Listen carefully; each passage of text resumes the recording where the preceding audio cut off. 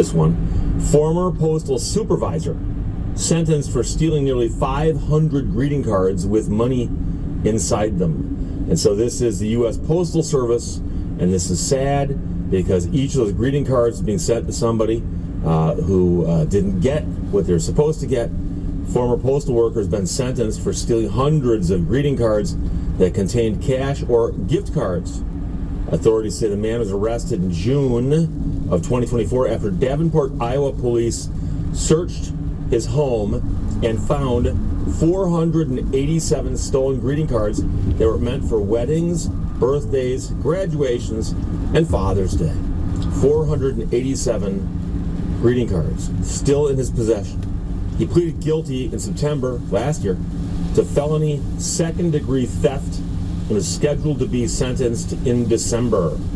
However, he failed to complete pre-sentencing paperwork and a warrant was issued.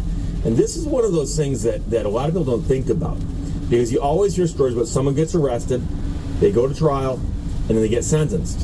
And you think, oh, it's a pretty straightforward process.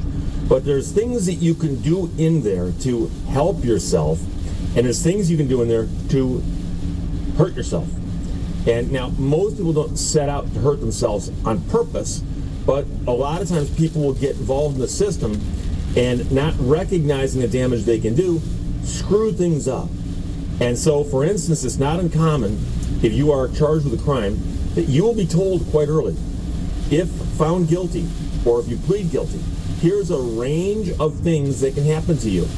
Now, a lot of people assume that, well, it's a range, meaning that the judge can go high, can go low, it's up to the judge. But the judge is supposed to base that upon information usually gathered by the probation department or equivalent. There's somebody in an office somewhere who will examine the case, examine the facts, quite often interview the defendant, and then issue a report to the judge and say, here's what we found. And that kind of work, I've had people say, but Steve, that seems kind of odd. Shouldn't the judge do that?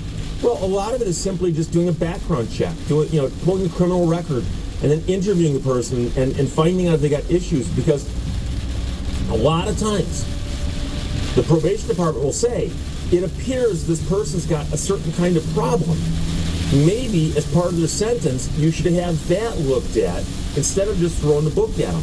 So quite often, they're trying to work with somebody. But the point is that if you get into the system and they tell you, you need to appear here, you need to go here, you need to do this, do those things. Because if you don't, suddenly you look uncooperative and they're going to go, okay, this person's got problems.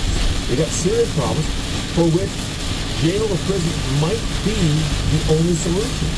And so what you'd like to have happen if you're a defendant being sentenced is you'd like the judge to look at you and go, okay, prison is not what the person needs. What they need is the following, and it's something else.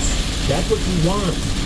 But if you start fighting the system and not cooperating, there's a good chance the judge can go, you know something?